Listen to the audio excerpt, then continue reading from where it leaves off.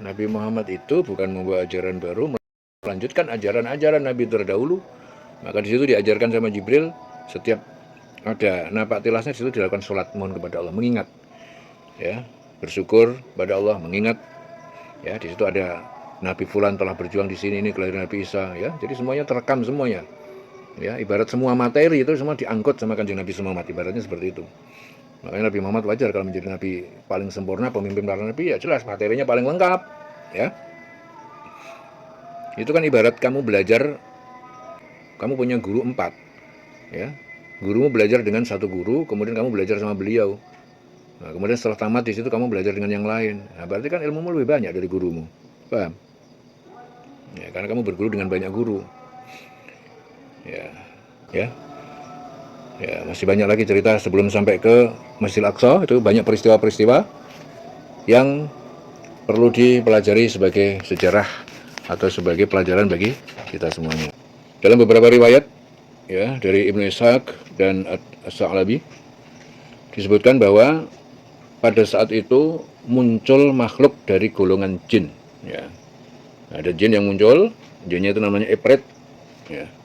Dia berusaha menghalangi dan menakut-nakuti Rasul. Itu saat mulai mau melakukan perjalanan ke Baitul Maqdis. Jadi Imam Nasai juga meriwayatkan, ya, Rasul bersabda, "Inna ifritan minal jinni fallat aliyya al-barihah." Inna ifritan minal jinni tafallat aliyya al-barihah liyaqta'a alayya salati fa amkani Allahu minhu fa aradtu an arbitahu ila sariyatin min sawaril masjid hatta tarawhu kullukum fadzakartu du'a akhi Sulaiman rabbi habli mulkan la yanbaghi li ahadin min ba'di faradatuhu khasian. Itu hadis diriwayatkan oleh Bukhari dan Muslim. Jadi sungguhnya seekor ifrit, ya, ifrit dari golongan jin datang menyerangku tadi malam untuk menggangguku dalam sholatku, ya, namun Allah memberikan kekuatan untuk menahannya. Aku hampir saja mengikatnya, ya, pada salah satu tiang masjid agar kalian dapat melihatnya. Tapi aku teringat doa saudaraku Sulaiman, ya Rob, anugerahkan kepadaku kerajaan yang tidak akan dimiliki oleh seorang pun sesudahku. Maka aku pun melepaskannya, ya, dalam keadaan hina. Imam Al-Qurtubi, Ibnu Hajar Al-Asqalani juga menjelaskan peristiwa gangguan ifrit itu terjadi beberapa kali. Ya, salah satunya, ya, ketika beliau sedang sholat malam dalam perjalanan Isra. Isra berarti dari Masjidil Haram ke Masjidil Aqsa. Ya. Jadi sebagian ulama mengatakan bahwa gangguan jin itu terjadi pada saat Isra ketika beliau tengah melakukan sholat malam di salah satu tempat di perjalanan. Efek dari jin, ya, saat itu menjelma dalam bentuk api yang menyala-nyala, ya, mendekati beliau. Maka Jibril berkata, "Hai Muhammad, bacalah perlindungan kepada Allah." Lalu Nabi membaca, "A'udzubillahis samii'il 'alimi minasyaitonir rajim wa min nafakhihi wa nafatihi wa nafakhihi." Ya. Jadi aku berlindung kepada Allah yang Maha mendengar, yang Maha mengetahui. Minasyaitonir rajim, dari setan yang terkutuk. Ya. Wa min nafkhihi, dari hembusannya, wa nafsihi, nafasihi atau nafsihi, tiupannya, wa nafkhihi, bisikan, ya. Akhirnya setelah berdoa api itu padam dan ifrit pun menghilang. Jadi ifrit itu, menurut Ibnu Qayyim, ifrit itu muncul itu sebagai ujian, ya, ujian kecil sebelum Mi'raj agar Rasulullah itu menyaksikan bahwa perlindungan Allah itu mendahului segala musuh, ya, baik dari manusia ataupun jin. Ya, jadi ini sebagai ujian kecil. Jadi peristiwa ini mengingatkan Rasulullah pada doa Nabi Sulaiman, yaitu Rabbi habli mulkan la yambagi li ahadin min ba'di. Tuhanku, anugerahkan kepada kerajaan yang tidak pantas dimiliki oleh seorang pun dari saudaraku. Jadi beliau menghormati doa itu, ya, dengan tidak menahan ifrit, ya. Ini adalah adabnya Nabi, ya.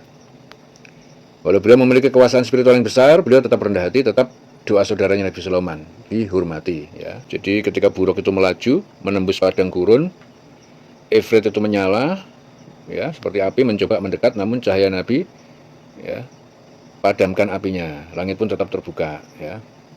Kemudian dalam perjalanan berikutnya, ya, dalam perjalanan Nabi menuju ke Al-Aqsa, itu Nabi melihat berbagai peristiwa-peristiwa yang akhirnya peristiwa itu ditanyakan kepada Jibril. Nabi melihat orang menanam, begitu nanam langsung panen. Ada orang nanam langsung panen. Nabi juga bertanya pada Jibril, ya, sebagaimana dalam Musnad Ahmad, ya, pada malam itu ketika aku diperjalankan Isra, aku melewati sekelompok orang yang menanam, kata Nabi. Lalu segera memanen hasilnya. Setiap kali mereka memanen, tanaman kembali tumbuh, ya, seperti semula. Aku bertanya, Jibril, siapa mereka itu? Jibril menjawab, mereka adalah orang-orang yang berjihad di jalan Allah. Amal mereka itu dilipat gandakan 700 kali lipat. Apapun yang mereka keluarkan akan diganti oleh Allah. Ya, jadi dalam perjalanan itu dapat pelajaran, orang yang berjihad, ya, di jalan Allah, ya, amal mereka itu dilipat gandakan 700 kali lipat. Ya, dikasih perumpamaan di situ, orang memanen, ya, habis dipanen tumbuh lagi, dipanen lagi terus, nggak ada henti-hentinya. Ya, itu bahwa gambaran menanam dan memanen itu merupakan, ya, tamsil ataupun perumpamaan bagi amal yang terus berbuah, ya, baik dalam jihad maupun dakwah. Jadi tanaman itu tidak berhenti tumbuh setiap kali dipanen.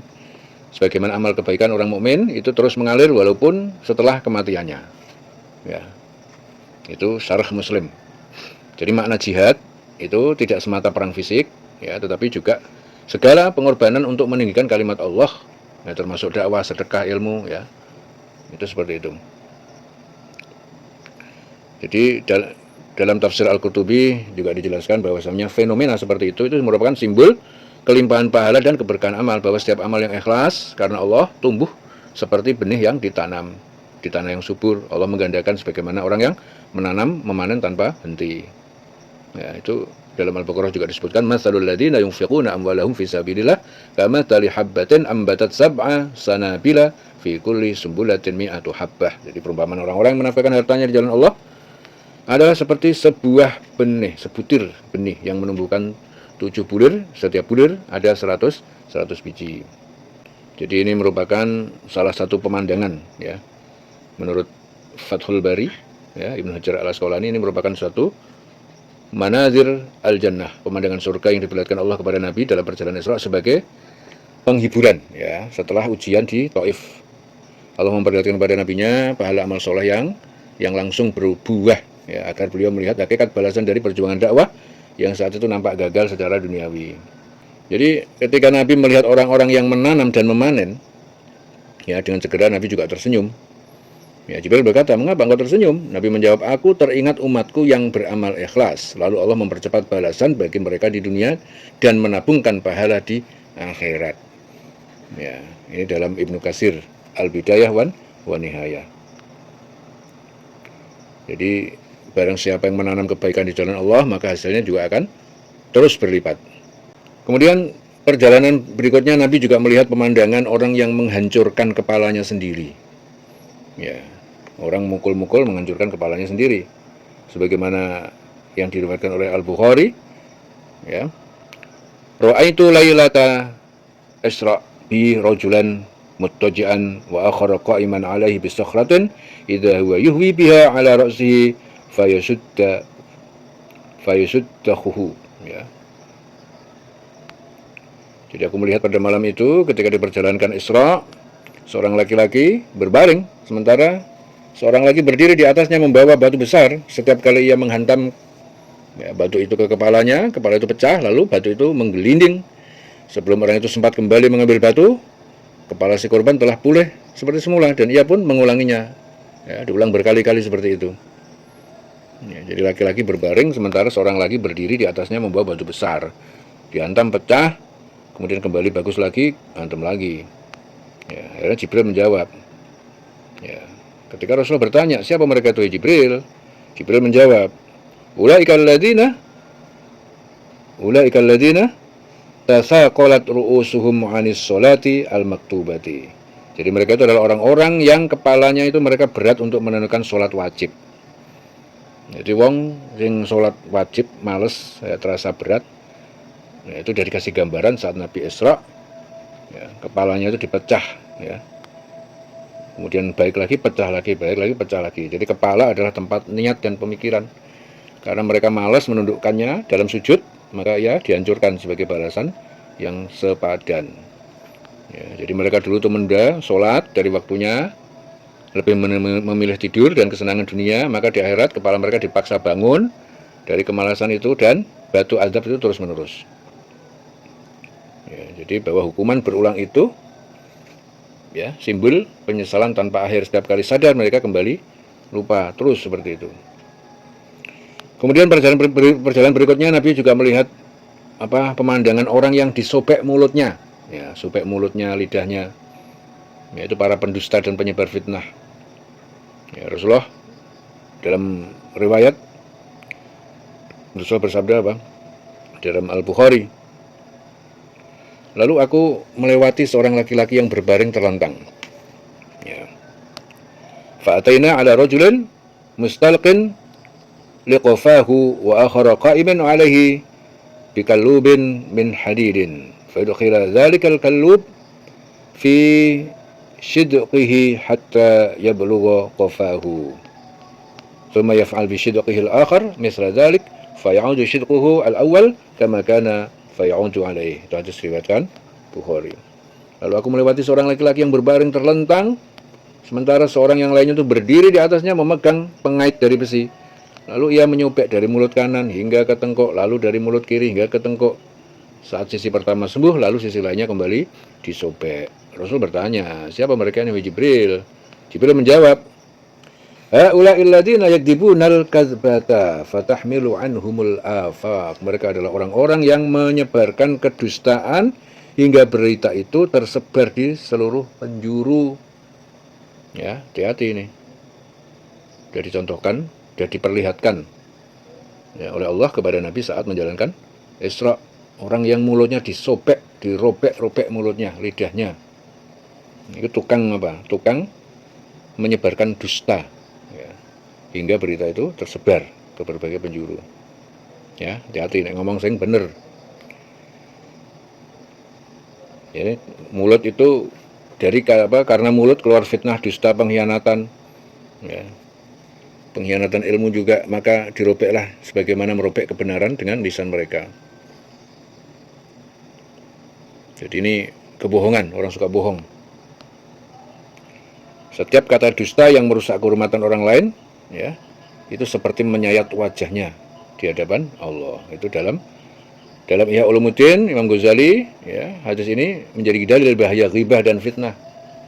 Ya, jadi setiap kata dusta yang merusak kehormatan orang lain adalah seperti menyayat wajahnya sendiri di hadapan Allah. Setelah Rasulullah menyaksikan tadi yang pertama, yang menanam langsung panen, kemudian orang menghancur kepalanya sendiri, kemudian para penyobek mulut, ya, mulutnya dirobek. Akhirnya Rasul juga melihat ada kelompok lain yang diadab. Itu orang yang memakan riba, para penjina, dan para pengkhianat amanat. Ya. Itu diriwayatkan oleh Imam Ahmad, Bukhari dalam kitab Ta'bir Al-Baihaqi, ya, Dalail An-Nubuwah. Ya. Jadi dalam Musnad Ahmad, ya, Sunan Ibnu Majah itu disebutkan bahwa Rasul itu mengatakan ra'aitu qauman butunuhum kal buyut fiha al-hayyatu tura min khariji butunihim faqultu man haula'i ya Jibril qala haula'i akilu riba. Jadi aku melihat sekelompok orang yang perut sebesar rumah perutnya itu. Di dalamnya itu terdapat ular-ular yang tampak dari luar tubuh mereka. Ya, aku bertanya, siapa mereka? Jibril. Yang menjawab, mereka adalah para pemakan riba. Para pemakan riba. Jadi perut mereka besar itu simbol kerakusan dunia yang tak pernah kenyang. Dan ular itu di dalamnya adalah hasil dari harta haram yang menjadi siksaan mereka. Dari Al-Qurtubi, dari tafsir Al-Quran itu juga menceritakan bahwa riba itu melahirkan kebusukan rohani. Di dunia yang nampak seperti keuntungan, di akhirat menjadi ular yang menggigit di dalam tubuh pelakunya. Ya, Ibnu Katsir juga mengkaitkannya dengan firman Allah, alladzina ya'kuluna riba la yaqumuna illa kama yaqumul ladzi yatakhabbatu syaitanu minal masi. Orang yang memakan riba itu tidak dapat berdiri melainkan seperti berdirinya orang yang kerasukan setan. Ya. Kemudian apa itu? Rasul juga melihat pemandangan para penzina, ya, seperti yang diriwayatkan dalam hadis Bukhari. Aku mendatangi sebuah tungku besar yang terbuka, bagian atasnya di dalamnya ada laki-laki dan perempuan telanjang. Nyala api datang di bawah mereka. Ya, dan setiap kali api menyentuh mereka, mereka berteriak kesakitan. Aku bertanya, siapa mereka? Wahai Jibril, mereka itu adalah para penjina laki-laki dan perempuan. Jadi mereka itu digodok di sebuah tungku yang besar, yang terbuka bagian atasnya, di dalamnya ada laki-laki dan perempuan telanjang, kemudian digodok. Ya, itu riwayat hadis Bukhari. Kemudian Nabi juga melihat pemandangan lagi para pengkhianat, ya, pengkhianat amanat. Dalam Musnad Ahmad disebutkan, Ra'aitu rijalan tuqta', ya, tuqta' sanuhum wa tushabu am'a'uhum fayatufuna biha kama yajurul himar birroha. Faqultu man haula ya Jibril? Qala haula alladziina yakhununa amanatahum wa yaghdiruna binnas. Aku melihat sekelompok orang yang lidah mereka itu dipotong dan usus mereka itu diseret berputar seperti keledai mengitari penggilingan. Aku bertanya, siapa mereka, wahai Jibril? Yang menjawab, mereka adalah orang-orang yang berkhianat terhadap amanat dan menipu manusia. Ya. Jadi orang yang dipotong, sekelompok orang dipotong, lidah mereka itu dipotong, usus mereka diseret, ya, berputar seperti keledai mengitari penggilingan. Jadi lidah mereka dipotong itu karena janji dan ucapan mereka itu berkhianat. Usus mereka diseret itu karena perut mereka memakan hasil dari pengkhianatan. Hasil dari pengkhianatan. Jadi amanah itu bukan hanya harta, tapi ilmu, tanggung jawab, rahasia. Ya, barang siapa mengkhianatinya, Allah menjadikan amanah itu belenggu di perutnya. Jadi Rasulullah itu akhirnya menangis ketika melihat semuanya itu. Kemudian berkata, ya Jibril, man naja min haula, wahai Jibril, siapa yang dapat selamat dari semua ini? Akhirnya Jibril menjawab, alladzina salimat qulubuhum wa saddaqat alsinatuhum wa addu al-amanata wa addu zakata wa aqamus shalah. Mereka yang hatinya bersih, lidahnya jujur, ya, menunaikan amanah, membayar zakat, menegakkan sholat. Ya, jadi setelah melihat itu semua, Rasulullah sampai menangis. Jibril, siapa yang dapat selamat dari semua ini? Jibril menjawab, mereka yang hatinya bersih, yang selamat. Yang jujur lidahnya, yang selamat. Menunaikan amanah, mereka yang selamat, membayar zakat dan menegakkan sholat. Itu hadis diriwayatkan oleh Al-Baihaqi. Jadi dalam perjalanannya juga Rasul juga melihat juga orang-orang yang memakan daging saudaranya mereka, ya, seperti diriwayatkan dalam Musnad Ahmad juga bahwasanya marartu ala qaumin lahum adfarun min nuhasin yakhmushuna wujuhahum wa suduruhum faqultu man haula ya Jibril alladzina qala Jibril menjawab alladzina yaquluna luhuman nas wa yaqauna fi a'radihim. Aku melihat sekelompok orang yang memiliki kuku dari tembaga. Mereka mencakar wajah dan dada mereka sendiri. Aku bertanya, siapa mereka, Jibril? Jibril menjawab, mereka adalah orang-orang yang memakan daging manusia, menodai kehormatan saudaranya.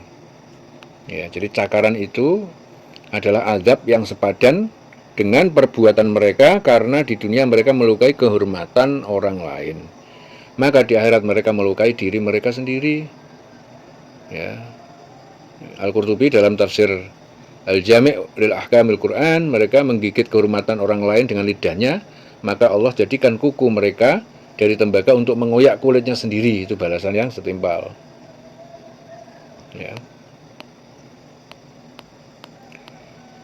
Kemudian Rasul juga melihat lagi pemandangan orang-orang yang memikul beban berat di punggung mereka. Itu seperti yang diuraikan dalam Musnad Ahmad juga, dalam Dalail An-Nubuwah. Ya. Summa ra'aitu qauman tahmilu dhuhuruhum ahmalan 'azimatan la yastati'una al-qiyam minha kullama waqa'at u'idat 'alaihim faqultu man haula Jibril? Qala haula alladziina yahmiluna amwalan nas zulman fahum yahmilunaha fin nari yaumal qiyamah. Kemudian aku melihat sekelompok orang yang punggungnya membawa beban besar. Mereka tak mampu berdiri karena beratnya, setiap kali jatuh beban itu dikembalikan ke atasnya mereka lagi. Aku bertanya, siapa mereka, wahai Jibril? Jibril menjawab, mereka adalah orang-orang yang memikul harta manusia secara zalim, maka di neraka mereka akan memikulnya sebagai beban di atas punggungnya. Ya. Jadi beban itu bukan kiasan tetapi azab yang hakiki. Ya, harta hasil curang dan khianat akan menjelma menjadi beban yang nyata di hari kiamat. Ya, jadi dari Al-Qurtubi mengatakan apa? Kalau dalam Al-Qurtubi, Harta haram itu beban yang tidak dapat ditinggalkan.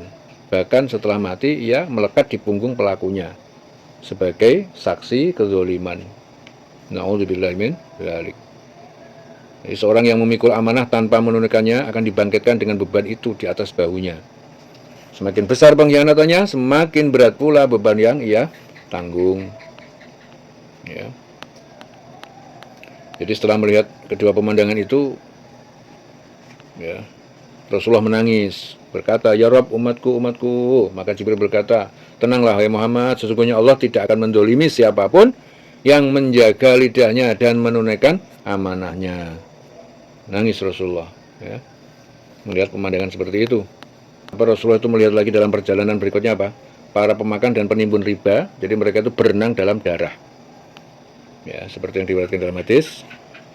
Fa'ataitu ala nahrin min damin fihi rajulun qa'imun wa ala syattin nahri rajulun baina yadayhi hijarah fayuqbila ar-rajulu alladhi fin nahri fa idza arada an yakhruja rama alladhi ala syattin nahr fi fihi bihajar faraddahu haitsu kana faqultu ma hadha ya Jibril qala akilu riba.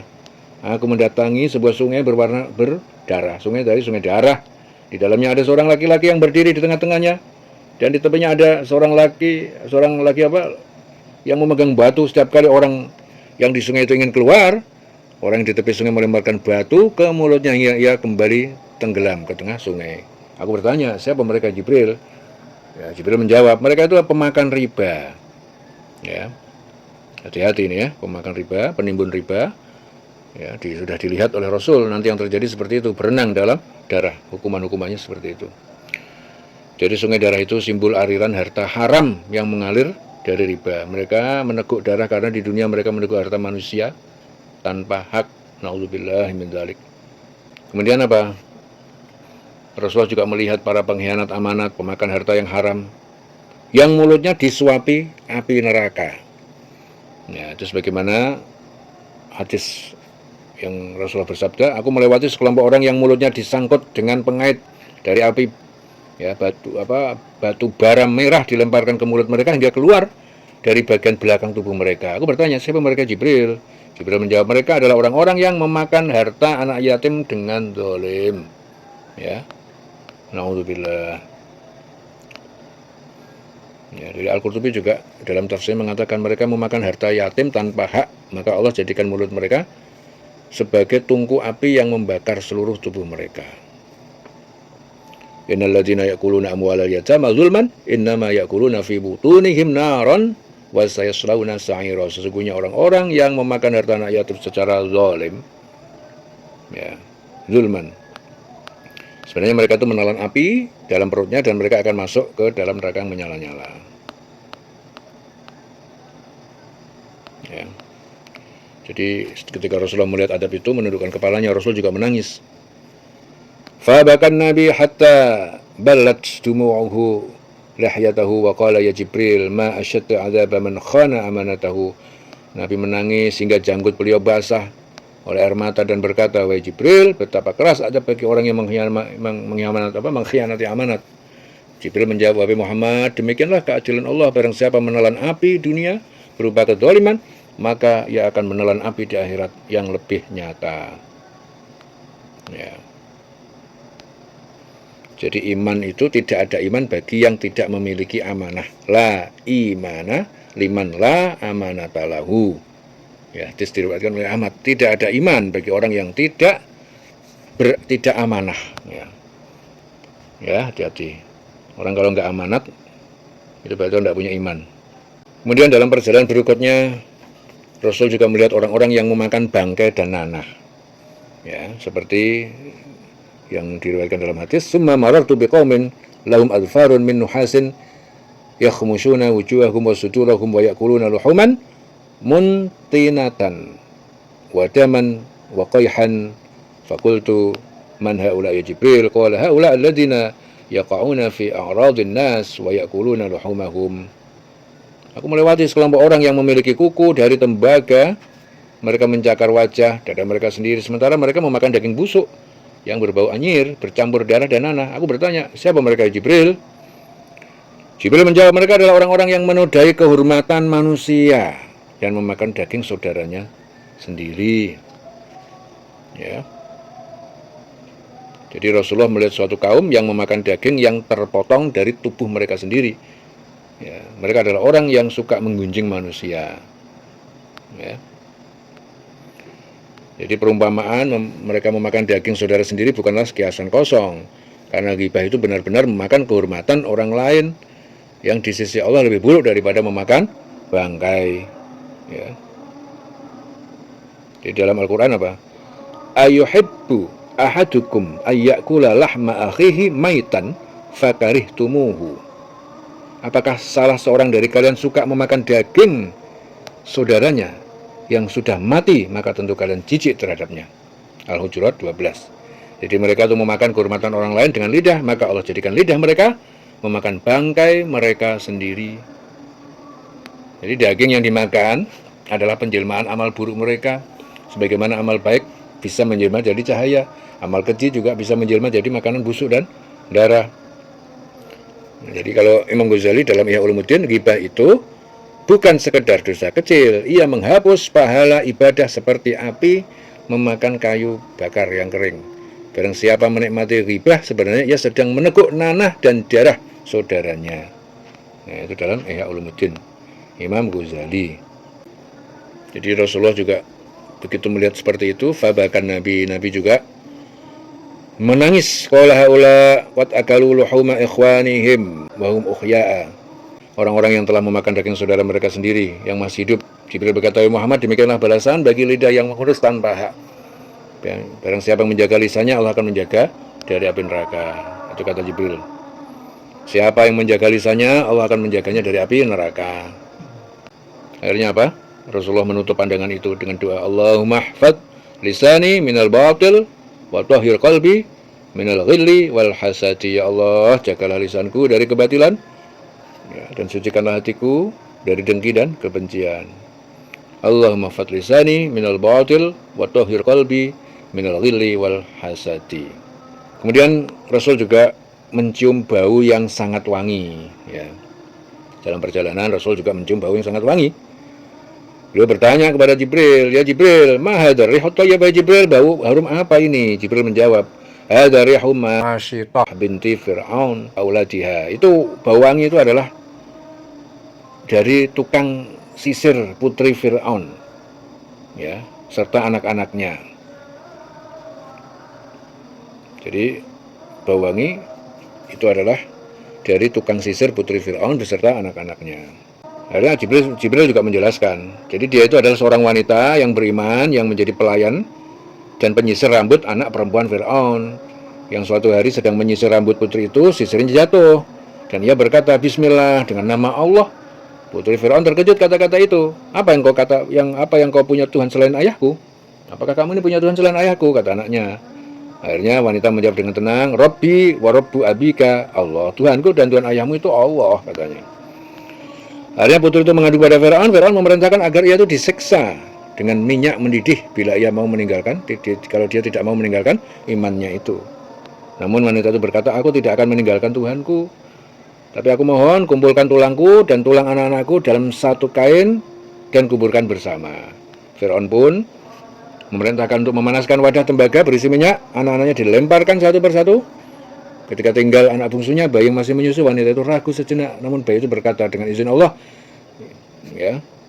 ya ummah isbiri fa innaki 'alal haq. Wa ibu, bersabarlah karena engkau di atas kebenaran. Maka ia pun terjun bersama anaknya dalam minyak mendidih. Jibril berkata, wangi yang engkau cium itu, wahai Muhammad, adalah wangi darah dan dagingnya yang Allah ubah menjadi aroma surga.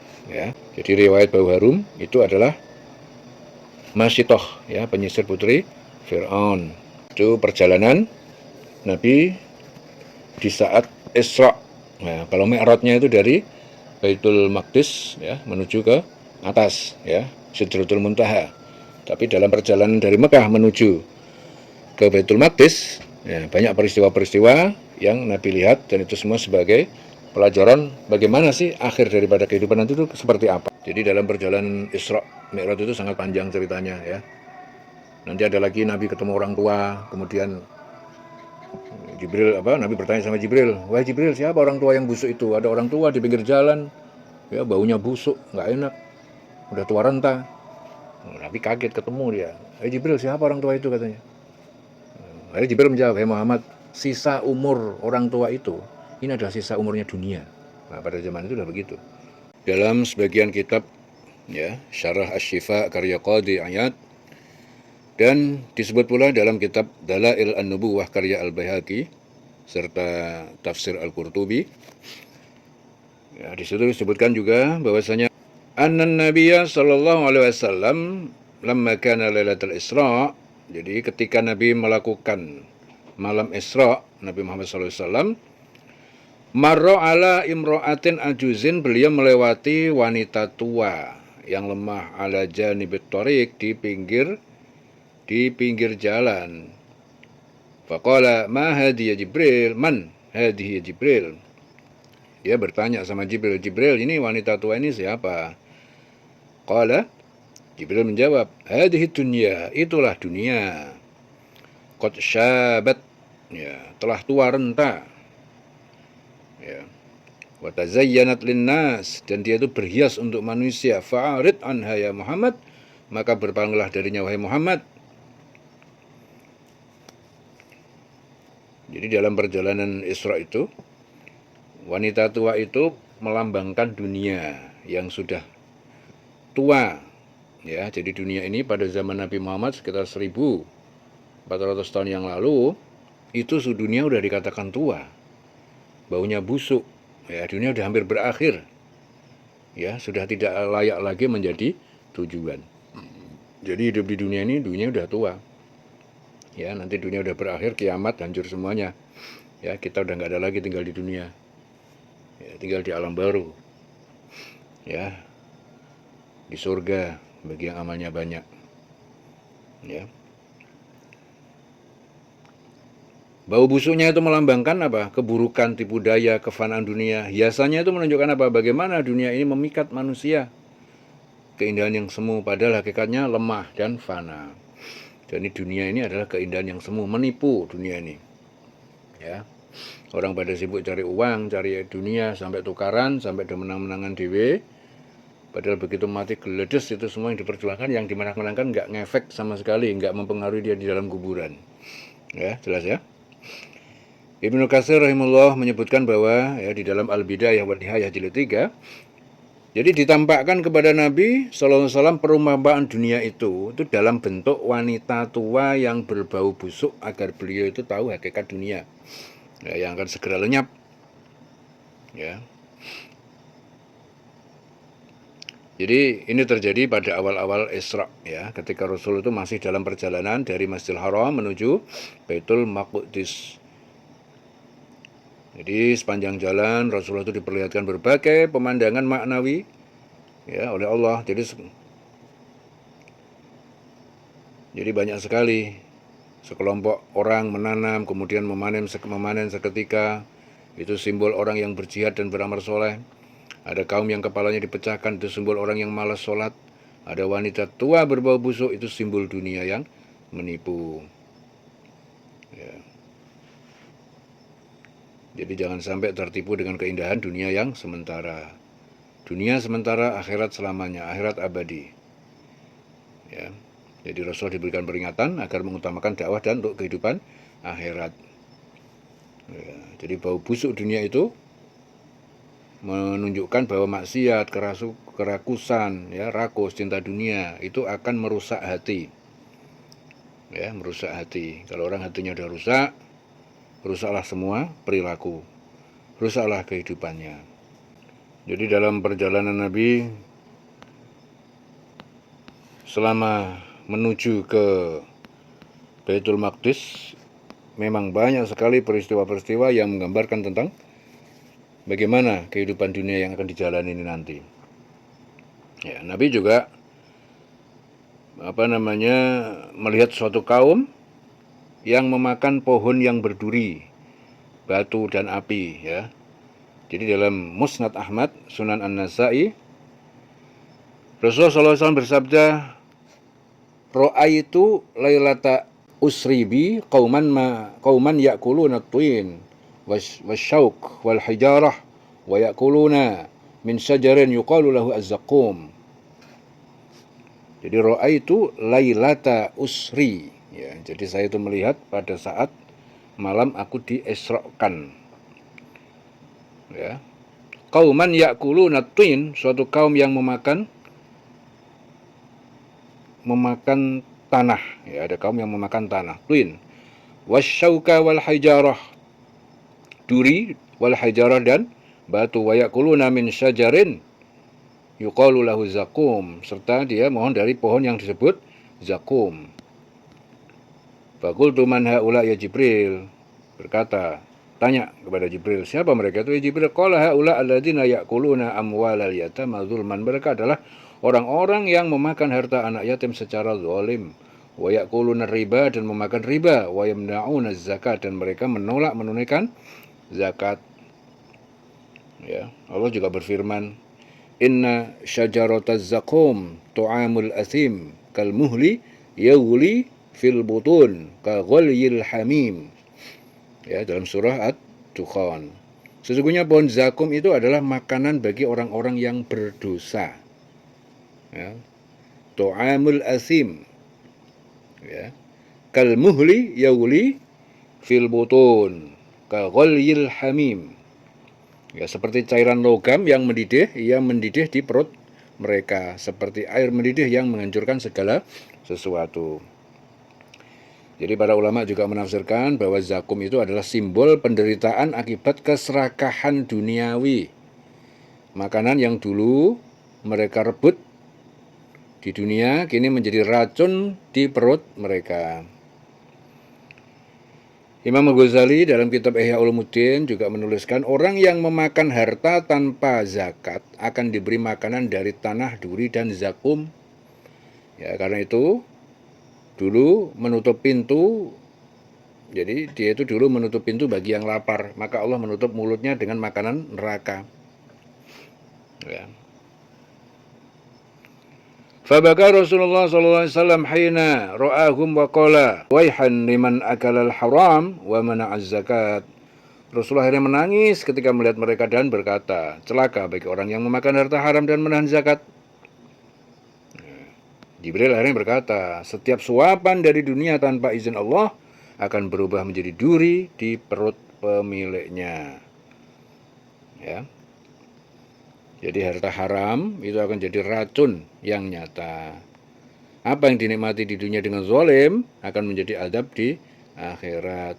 Zakat adalah penawar dari makanan zakum, pembersih harta dan pelembut hati. Jadi keserakahan menumbuhkan pohon neraka dalam jiwa. Setiap hak yang diterlantarkan itu adalah duri yang kelak tumbuh di perut.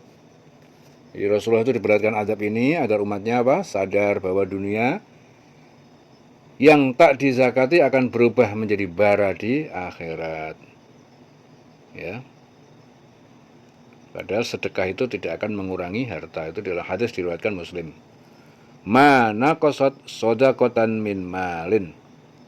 Tidak akan berkurang, ya, sedekah tidak akan mengurangi harta. Jadi di perjalanan tersebut Nabi menyaksikan tempat makan yang dihidangkan, potongan daging yang lezat, yang tidak didekati oleh seorang pun. Ya, ada juga tempat makan yang dihidangkan daging busuk yang dikerubungi oleh manusia yang banyak.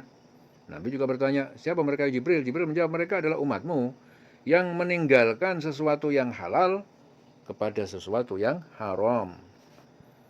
Ya, jadi diriwayatkan riwayat lain, Nabi bertanya, siapa gerangan mereka wahai malaikat Jibril? Jibril menjawab, mereka itu adalah orang-orang yang melakukan perzinahan, mereka menghalalkan perkara yang telah Allah haramkan bagi mereka. Sedangkan perkara yang Allah telah halalkan bagi mereka, mereka tinggalkan. Ya, kemudian Nabi menyaksikan juga sekelompok kaum yang perut mereka itu sangat besar, bagaikan rumah. Di dalam perut itu mereka ular-ular ganas mencabik lambung mereka, ya, yang terlihat dari perut luar mereka. Ya, jadi setiap kali salah seorang dari mereka itu mencoba bangkit berdiri, mereka selalu tersungkur jatuh dan berkata, "Ya Allah, jangan datangkan hari kiamat." Mereka berada di jalannya Fir'aun dan pengikutnya, dan mereka itu diinjak-injak oleh setiap yang melalui mereka. Mereka menjerit dan merintih kepada Allah. Maka Nabi Muhammad bertanya, "Wahai Jibril, siapa mereka itu?" Jibril menjawab, "Mereka itu sebagian dari umatmu yang melakukan praktek riba dan memakan harta riba. Mereka tidak berdiri, melainkan bagikan orang yang kesurupan setan." Ya. Alladzina ya'kuluna riba la yaqumuna illa kama yaqumul ladzi yatakhabbathu syaitanu minal massi. Ya. Kemudian perjalanan Rasulullah itu juga menyaksikan sekelompok kaum yang bibir mereka itu seperti bibir unta. Ya, jadi ketika mulut mereka dibuka, lalu dimasukkan ke dalamnya batu yang sangat besar. Ya, dalam riwayat lain juga disebutkan ditelankan ke dalam mulut mereka itu batu yang besar dari neraka jahanam, membakar dan merobek-robek bagian dalam tubuh mereka hingga tembus dari bagian bawah tubuh mereka. Mereka menjerit merintih kepada Allah. Rasul juga bertanya, "Wahai Jibril, siapa mereka itu?" Jibril menjawab, "Mereka itu adalah orang-orang yang memakan harta anak yatim dengan cara yang zalim." Ya, dan sesungguhnya harta anak yatim yang mereka makan dalam perut mereka itu adalah api jahanam. Ya. Alhamdulillah. Dan sungguh mereka akan membusuk di dalam neraka.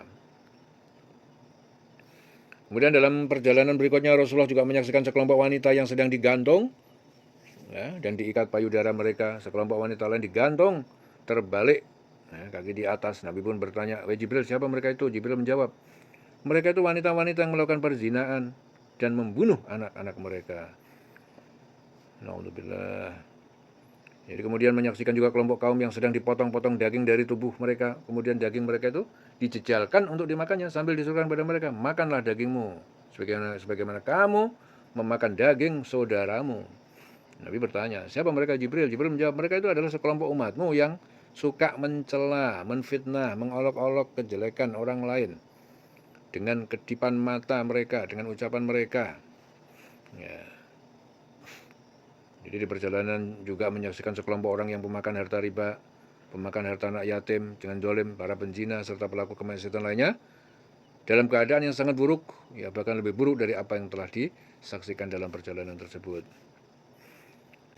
Jadi dalam perjalanan Rasulullah SAW, ya selama dalam perjalanan Rasulullah juga beberapa kali berjumpa dengan sekelompok hamba-hamba Allah juga.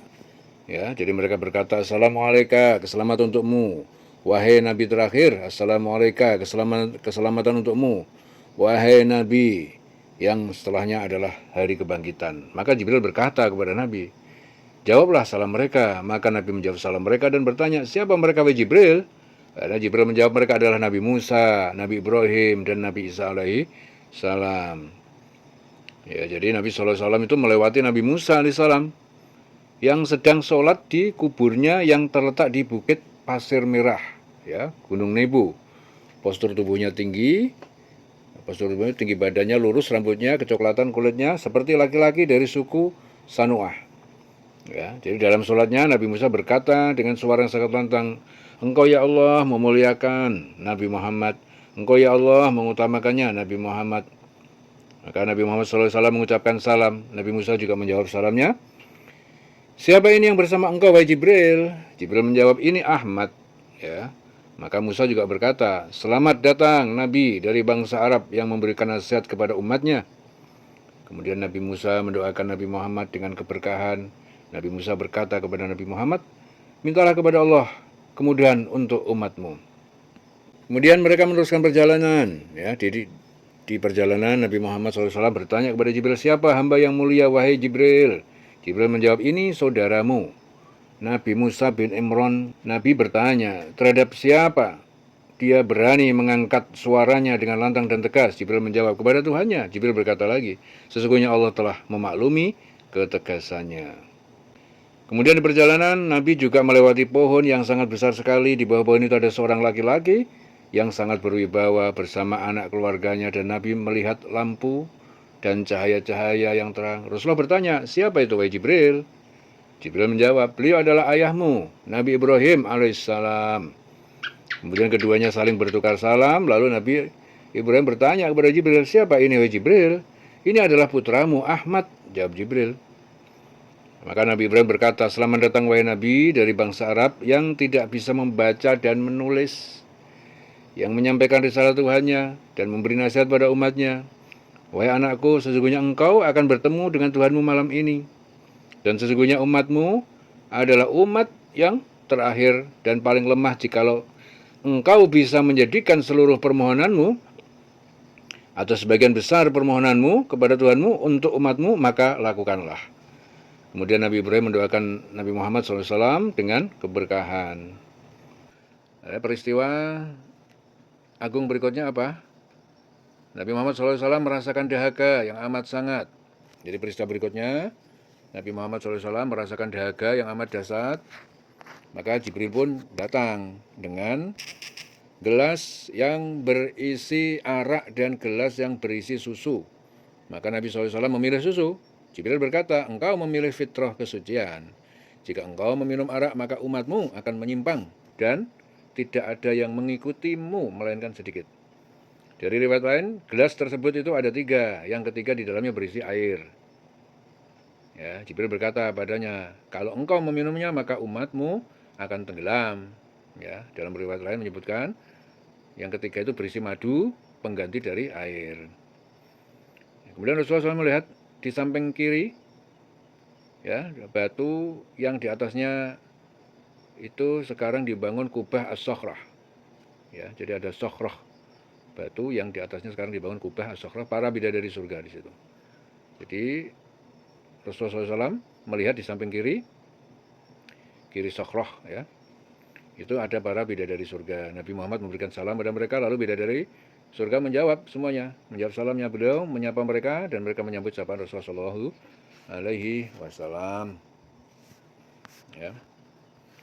Ya. Kemudian melanjutkan perjalanan bersama Jibril hingga sampai ke lembah yang berada di kota Baitul Maqdis. Jadi saat itu terlihatlah neraka jahanam terbentang, ya, seperti permadani. Kemudian Nabi melanjutkan perjalanan bersama Jibril hingga sampai ke Baitul Maqdis dan memasukinya dari pintu sebelah kanan. Ya, Nabi turun dari buraq dan dikaitkan di pintu masjid. Ya, pada kaitan yang sama ketika para nabi sebelumnya mengkaitkan tunggangannya mereka di tempat yang sama. Ya, dari dalam riwayat lain bahwa Jibril itu mendekati satu batu, meletakkan jarinya pada batu itu sampai tembus berlubang dan kemudian buraq dikaitkan ke lubang tersebut. Jadi Rasulullah SAW itu memasuki masjid dari pintu yang matahari dan bulan itu condong ke arahnya. Kemudian Nabi dan Jibril sholat 2 rakaat. Dan tidak menunggu lama, akhirnya apa? Berkumpullah manusia yang sangat banyak. Ya, di antara mereka ada yang sedang sholat berdiri, ada yang ruko, ada yang sujud. Ya, kemudian azan dan iqamah dikumandangkan. Mereka berdiri berbaris menunggu siapa yang akan mengimami mereka. Lalu Jibril menggandeng tangan Muhammad Rasulullah SAW dan menuntunnya ke bagian depan. Nabi mendirikan sholat 2 rakaat sebagai imam, ya, bersama mereka. Ya, dalam riwayat dari Ka'ab bahwa Jibril itu mengumandangkan azan dan turunlah malaikat dari langit dan Allah mengumpulkan seluruh rasul dan para nabi. Ya, jadi Nabi Muhammad SAW itu menjadi imam bagi para rasul, para nabi dan para malaikat. Ya, jadi setelah selesai sholat, Jibril bertanya, wahai Muhammad, apakah engkau tahu siapa mereka yang sholat di belakangmu? Nabi menjawab tidak. Jibril berkata, mereka itu adalah seluruh nabi dan Rasul yang telah diutus oleh Allah. Ya. Jadi diriwayatkan dalam hadis Abu Hurairah yang diriwayatkan oleh Imam Al-Hakim. Ya, Nabi Muhammad SAW itu berjumpa dengan para arwah Nabi, para Rasul, kemudian mereka itu memuji kepada Allah. Berkata Nabi Ibrahim AS, segala puji bagi Allah yang menjadikanku sebagai khalilnya, sahabatnya, dan memberiku kerajaan yang agung, menjadikanku laksana umat yang kembali kepada Allah, menjadikanku panutan yang diikuti, dan telah menyelamatkanku dari api, sehingga menjadikan bagiku dingin dengan penuh kedamaian. Musa alaihissalam memuji kepada Allah, segala puji bagi Allah yang telah berfirman kepadaku secara langsung, dan menjadikan kehancuran Fir'aun dan keselamatan Bani Israel karena sebab perjuangan tanganku. dan menjadikan sekelompok dari umatku sebagai petunjuk akan kebenaran dengan kebenaran mereka berbuat adil. Giliran Nabi Daud alaihissalam memanjatkan pujian kepada Allah, segala puji bagi Allah yang menjadikan untukku kerajaan yang agung, melunakkan besi, menundukkan untukku gunung-gunung yang bertasbih dan juga burung, memberikanku hikmah, ya, dan faslal khitab. Kemudian Nabi Sulaiman alaihissalam menyampaikan pujiannya kepada Allah, segala puji bagi Allah yang menundukkan untukku angin, menundukkan kepadaku setan-setan, ya, mereka bekerja untukku apa yang aku mau, dari membangun gedung-gedung yang tinggi, patung-patung, piring-piring seperti kolam, periuk-periuk yang kokoh, dan mengajariku bahasa burung, memberikanku segala macam kemuliaan, menundukkan kepadaku tentara setan dan burung, memuliakanku dari segala hamba-hambanya yang beriman, dan memberikan kepadaku kerajaan yang agung yang tidak pantas untuk seorang pun setelah aku, dan menjadikan kerajaanku bersih, tidak ada hisab dan hukuman. Ya. Lalu Nabi Isa bin Maryam alaihissalam memuji Allah. Segala puji bagi Allah yang telah menjadikanku sebagai kalimatnya. Kalimatnya Nabi Isa diciptakan Allah dengan kalimat kun fayakun. Sebagai tanda kebesarannya dan menjadikan perumpamaanku seperti Nabi Adam, Allah menciptakannya dari tanah dan Allah katakan jadilah, maka terjadi. Kun fayakun. Segala puji bagi Allah yang telah mengajarkanku ilmu Alkitab, hikmah, Taurat, Injil, dan menjadikanku penyembuh bagi penyakit buta yang lahir dan penyakit belang. Ya, aku mampu menghidupkan orang mati dengan izin Allah, dan Allah mengangkatku, menyucikanku, melindungi aku dan ibuku dari setan yang terkutuk, maka tidak ada celah bagi setan untuk mengganggu lagi. Ya, jadi setelah para nabi dan rasul alaihissalam memuji kepada Allah dengan pujian yang indah atas anugerah yang Allah khususkan untuk mereka, tibalah giliran Al-Mustafa Muhammad sallallahu alaihi wasallam menyampaikan pujian kepada Allah. Kalian semua telah memuji Allah dan aku pun akan memuji Allah atas karunia yang Allah khususkan kepadaku. Kemudian Nabi sallallahu alaihi wasallam memulainya dengan mengucapkan segala puji bagi Allah yang telah mengutusku sebagai rahmat untuk alam semesta dan menyeluruh ke seluruh manusia sebagai pemberi kabar gembira, pemberi peringatan, menurunkan kepadaku Al-Quran yang di dalamnya terdapat penjelasan tentang segala sesuatu, menjadikan umatku sebaik-baik umat yang pernah ada. Ya, khaira ummatin, menjadikan umatku sebagai umat moderat, ya, menjadikan umatku sebagai golongan awal yang masuk surga dan golongan akhir yang lahir di muka bumi. Segala puji bagi Allah yang telah melapangkan dadaku, menghapus dariku dosa-dosaku, meninggikan sebutanku, dan menjadikanku pembuka dan penutup. Ya, maka Nabi Ibrahim alaihissalam, ya, dengan semua ini Nabi Muhammad SAW mengungguli kalian wahai para nabi. Ya, akhirnya Nabi Muhammad itu, Nabi Ibrahim itu berkata, dengan semua ini Nabi Muhammad SAW mengungguli kalian wahai para nabi. Ya. Dengan semua ini Nabi Muhammad SAW mengungguli kalian wahai para nabi, itu kata Nabi Ibrahim. Para nabi dan rasul saling berbicara, berdiskusi tentang perkara hari kiamat. Mereka pun bertanya kepada Nabi Ibrahim. Beliau menjawab, saya tidak tahu menau tentang waktu dan saatnya. Lalu mereka bertanya kepada Nabi Musa. Beliau menjawab, aku tidak tahu menau tentang waktu dan saatnya. Jadi para nabi dan rasul itu saling berbicara, berdiskusi tentang perkara hari kiamat. Jadi mereka pun bertanya kepada Nabi Ibrahim. Nabi Ibrahim juga, saya tidak tahu menau tentang waktu dan saatnya. Lalu mereka juga bertanya kepada Nabi Musa. Beliau menjawab, aku tidak tahu menau juga waktu dan saatnya. Akhirnya bertanya kepada Nabi Isa. Nabi Isa menjelaskan panjang lebar. Beliau menjawab, waktu terjadinya sungguh nggak ada yang mengetahuinya kecuali Allah. Ya, dari apa yang telah sampai kepadaku, bahwasanya ketika Dajjal keluar dan aku membawa 2 belah pedang, ketika Dajjal melihatku, dia meleleh seperti melelehnya timah dan Allah membinasakannya ketika ia melihatku. Hingga pada saat itu, bebatuan pun akan berkata, wahai Muslim, di bawahku ada seorang kafir bersembunyi, maka kemarilah, bunuhlah dia. Dan hanya Allah yang akan membinasakan mereka semua. Kemudian kembalilah para manusia ke tempat masing-masing. Jadi pada saat itu keluarlah Ya'juj dan Ma'juj. Ya, mereka turun berbondong-bondong dari tempat yang tinggi memasuki kota-kota. Ya, tidaklah mereka datang ke suatu tempat kecuali mereka akan menghancurkan bumi. Ya, menghancurkan, bumi hanguskan, ya. Dan mereka tidak melewati air kecuali mereka meminumnya hingga habis, sehingga seluruh manusia itu mengadu kepadaku. Itu kata Nabi Isa. Lalu aku pun berdoa kepada Allah. Allah kemudian hancurkan mereka dan binasakan mereka semua, sampai bumi menjadi busuk karena bau bangkai busuk mereka itu. Kemudian Allah menurunkan hujan lebat, membawa bangkai sampai ke laut. Ya, dan dari apa yang sampai kepadaku, kata Nabi Isa, bahwa jika hal itu semua sudah terjadi, maka waktu kedatangan hari kiamat itu hanya tinggal seperti keluarga yang menunggu perempuan hamil tua, ya, tidak tahu kapan mengagetkan mereka dengan kelahirannya, di malam atau di siang hari. Jadi kalau hal itu sudah terjadi, itu menandakan kiamat sudah mingklik-mingklik, sudah di depan mata, seperti perempuan hamil tua yang tunggu melahirkan. Itu Nabi Isa, cerita seperti itu. Ya, berikutnya Rasulullah itu bertemu dengan Nabi Adam. Ya, dan para nabi lainnya, beliau juga menyaksikan rintihan kaum yang disiksa. Jadi ketika pintu langit dibuka, Nabi SAW, ya, Mi'raj itu melalui tangga yang tidak pernah seorang makhluk naik tangga yang lebih indah darinya. Jadi anak tangganya itu terbuat dari perak dan emas. Ya. Tangga itu berasal dari surga Firdaus, berhiaskan permata. Di sebelah kanan kirinya dijaga malaikat. Maka naiklah Nabi hingga Jibril, dan Jibril hingga sampai ke sebuah pintu-pintu langit dunia yang dikenal dengan pintu Hafaldoh. Jadi pintu langit ini dijaga oleh malaikat bernama Ismail. Dia adalah penjaga langit dunia, bersemayam di udara, tidak pernah naik ke langit dan tidak pernah turun ke bumi kecuali hari wafatnya Nabi Muhammad SAW.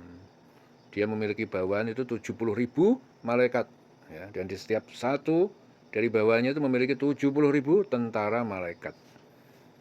Ya, ketika keduanya masuk, Rasulullah bertemu Nabi Adam dengan bentuk sebagaimana keadaannya saat diciptakan Allah. Ya, disodorkan kepadanya arwah para nabi dan keturunannya yang mukmin. Maka Nabi Adam berkata, arwah yang suci dan jiwa yang suci, jadikanlah mereka di Iliyin, tempat yang tinggi di surga. Lalu disodorkan kepadanya arwah dari keturunan yang kafir. Maka Nabi Adam berkata, arwah yang kotor dan jiwa yang kotor ditempatkanlah di Sijjin, tempat paling bawah di Jahanam. Ya, di samping kanan dari arwah-arwah itu, satu pintu keluar darinya bau yang ada satu pintu keluar darinya bau yang harum wanginya, dan di samping arwah-arwah itu ada satu pintu yang keluar bau yang sangat busuk.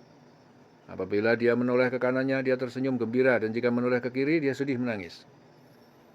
Ya, Nabi Muhammad memberi salam kepadanya, dan Nabi Adam menjawab salam, kemudian berkata, selamat datang untukmu, wahai anak soleh dan Nabi yang soleh. Nabi Muhammad bertanya pada Jibril, siapa dia wahai Jibril? Jibril menjawab, dia adalah ayahmu, yaitu Nabi Adam. Dan arwah itu adalah anak keturunannya, yang berada di sebelah kanannya itu adalah calon penghuni surga, dan yang sebelah kiri itu adalah calon penghuni neraka. Ya, apabila dia menoleh ke kanan, dia tersenyum gembira, dan jika menoleh ke kiri, dia sedih menangis. Pintu yang di samping kanannya itu pintu surga, yang jika dia melihat keturunannya masukinya, maka dia tertawa gembira. Ya, pintu di samping kirinya, pintu neraka. Jika dia melihat keturunannya masukinya, maka sedih dan nangis. Ya. Ya, kemudian Nabi Muhammad SAW melanjutkan perjalanannya hingga langit kedua.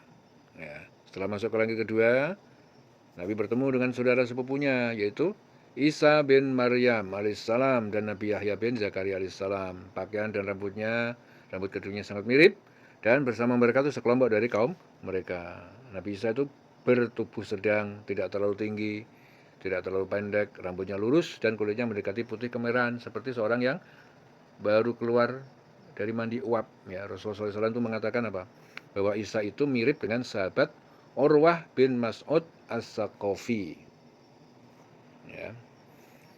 Nabi Muhammad pun memberi salam kepada keduanya, dan Nabi Isa, Nabi Yahya menjawab salam serta menyambutnya dengan mengatakan, selamat datang wahai saudaraku yang soleh serta Nabi yang soleh. Lalu mereka mendoakan Rasulullah dengan kebaikan. Kemudian Nabi Muhammad melanjutkan perjalanan lagi, ya, hingga naik ke langit ketiga. Setelah masuk ke langit ketiga, Nabi bertemu dengan Nabi Yusuf alaihissalam. Nah, kemudian bersamanya sekelompok dari kaumnya. Nabi memberi salam. Nabi Yusuf juga menyambutnya, mengatakan, selamat datang wahai saudaraku, saudara Nabi yang soleh. orang yang saudara yang soleh, nabi yang soleh. Lalu Nabi Yusuf mendoakan Rasulullah dengan kebaikan. Ya. Sungguhnya Nabi Yusuf telah dianugerahkan Allah setengah dari ketampanan. Ya, dalam riwayat disebutkan bahwa Nabi Yusuf adalah manusia paling indah yang pernah diciptakan Allah, dan Allah menjadikan ketampanan dan keindahan itu di atas seluruh manusia, bagaikan rembulan di malam bulan, bulan purnama, di antara bintang-bintang. Ya. Nabi bertanya, siapa dia Jibril? Jibril menjawab, dia adalah saudaramu Nabi Yusuf alaihissalam. Kemudian Nabi Muhammad melanjutkan perjalanan hingga naik ke langit yang keempat. Ya.